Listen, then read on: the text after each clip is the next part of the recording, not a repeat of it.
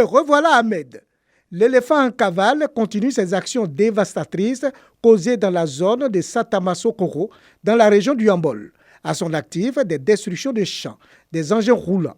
Ces agissements du pachyderme perturbent la circulation des biens et des personnes dans la localité, troublés par la frayeur et les frissons causés par l'animal. Le maire de la localité lance un cri de cœur. Nous nous adressons aux autorités compétentes pour qu'une solution soit trouvée. Le pire est à venir.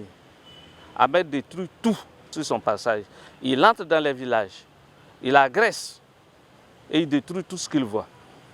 Que faire devant cette situation? Que d'interpeller nos autorités pour que une solution idoine soit trouvée maintenant. Pour rappel, l'éléphant s'est évadé de la réserve Nziro-Verlouge et depuis, les populations de Satamasokoro sont dans la psychose et ne savent à quel saint se vouer.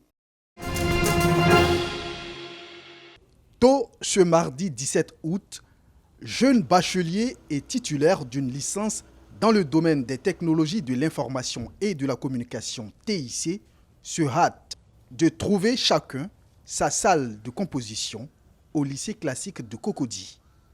C'est le concours d'entrée à l'école supérieure africaine des technologies de l'information et de la communication ESATIC. Awa Medine, elle, a déjà pris ses marques. Elle vient d'Abangourou pour l'épreuve. Et pour elle, c'est un rêve qui est en voie de se réaliser. Je suis quelqu'un qui est passionné par l'informatique. Donc je veux faire ça un métier. Je veux me spécialiser en réseau et télécommunications. Ils sont au total 1148 à concourir dans les matières de mathématiques, physique, français et anglais pour seulement 185 places. Pour le ministre de tutelle, venu galvaniser les futurs génies de l'informatique et des télécommunications, seuls les plus méritants seront sélectionnés. Tout est bien organisé, les malles sont scellées, donc il n'y a pas de fuite. Donc nous voulons un concours intègre et que les meilleurs soient vraiment retenus, un concours sans intervention et que les meilleurs soient retenus et puissent intégrer l'école.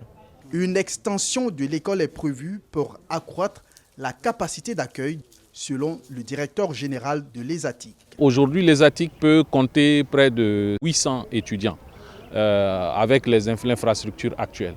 Mais avec les dispositions prises par le gouvernement, dans les années à venir, l'ESATIC devrait accueillir plus de 2000 étudiants chaque année.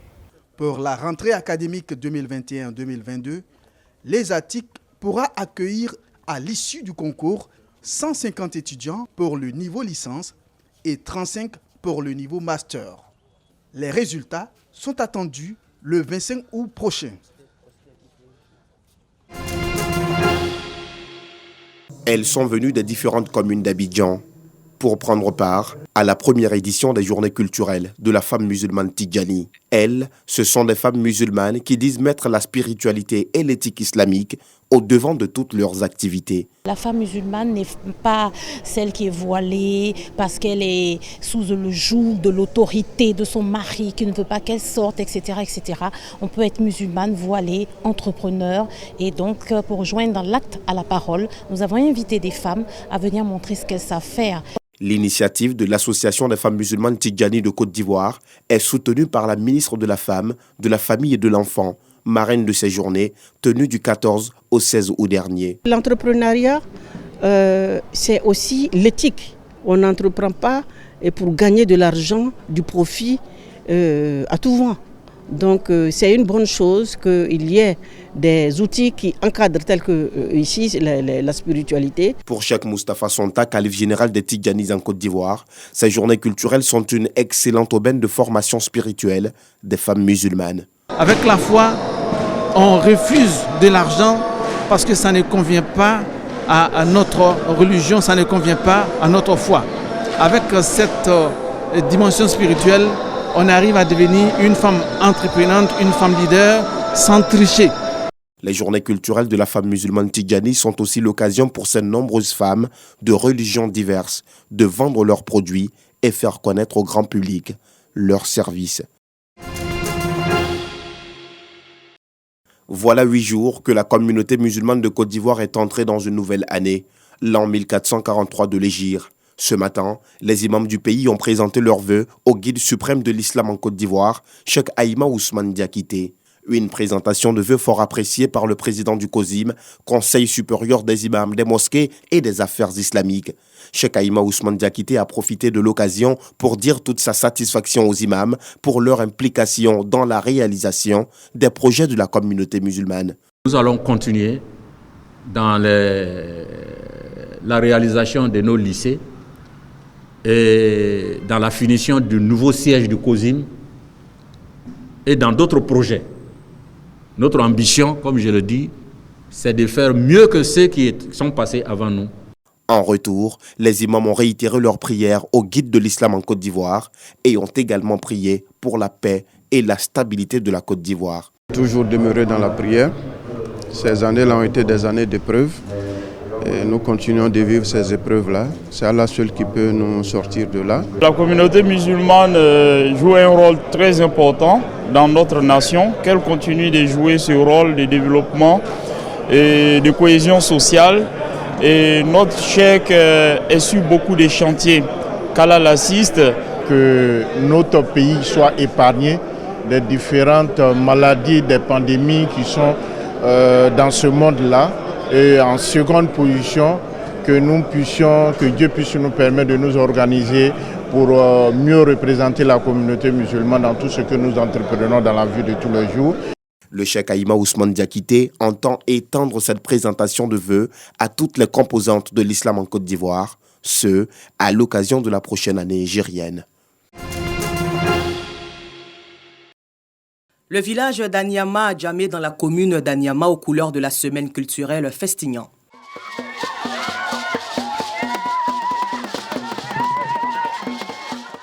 Au terrain Yapi Damas, les fils et filles de la localité y étaient pour une conférence qui vise à valoriser et pérenniser la culture du peuple akiénian autour de la cohésion sociale. Nos jeunes frères, nos jeunes sœurs ignorent beaucoup de la culture.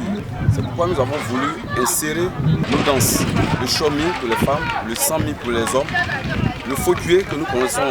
Occasion pour le professeur Boni Yapo, conférencier de la première édition du Festignan, de revenir sur l'historique du peuple akiénian tout en mettant l'accent sur la vie en communauté. Les Nyans font partie des Akié-Nédés. Ce sont des peuples qui vivaient dans l'Empire égyptien. Et ces peuples donc, ont migré plus au sud. Ils sont donc venus s'installer dans les régions de l'Afrique de l'Ouest. La première édition de cette semaine consacrée à la valorisation de la culture du peuple akiénian a été meublée par une opération de don de sang, un concours culinaire et de danse qui mettait en exergue la danse fauquier, patrimoine du peuple akiénian. Rendez-vous est donc pris l'an prochain dans le village d'Anyama à Djamé, dans la commune d'Anyama, pour la deuxième édition du Festignan.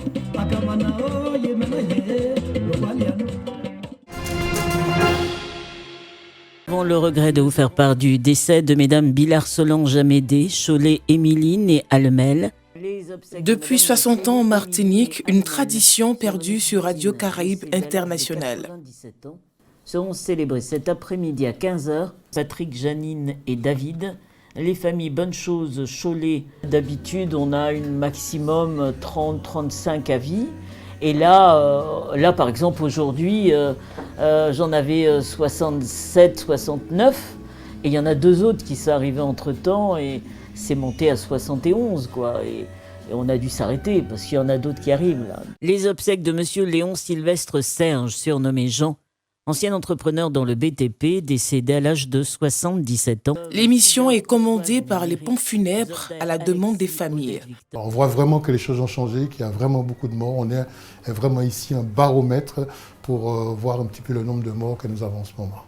Et qui est mort, c'est la famille de qui, l'enfant de qui, la grand-mère de qui. Et ça permet aussi aux gens d'aller au veillées. C'est quelque chose de très important en Martinique. RCI présente ses très sincères condoléances à toutes les familles. Je souhaite vraiment que ça pousse les gens à aller se faire vacciner, à prendre conscience que c'est un élément grave en ce moment. L'île connaît une explosion de cas de Covid dû au variant Delta. Avec mon mari, on écoute. Des fois, je lui demande même d'éteindre la radio parce que Quand tu entends des gens que tu connais qui sont partis à cause du Covid, c'est vrai, ça fait mal.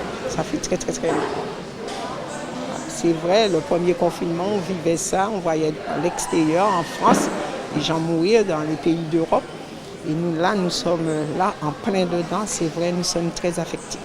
Très, très affectés. Seuls 17% des Martiniquais sont entièrement vaccinés.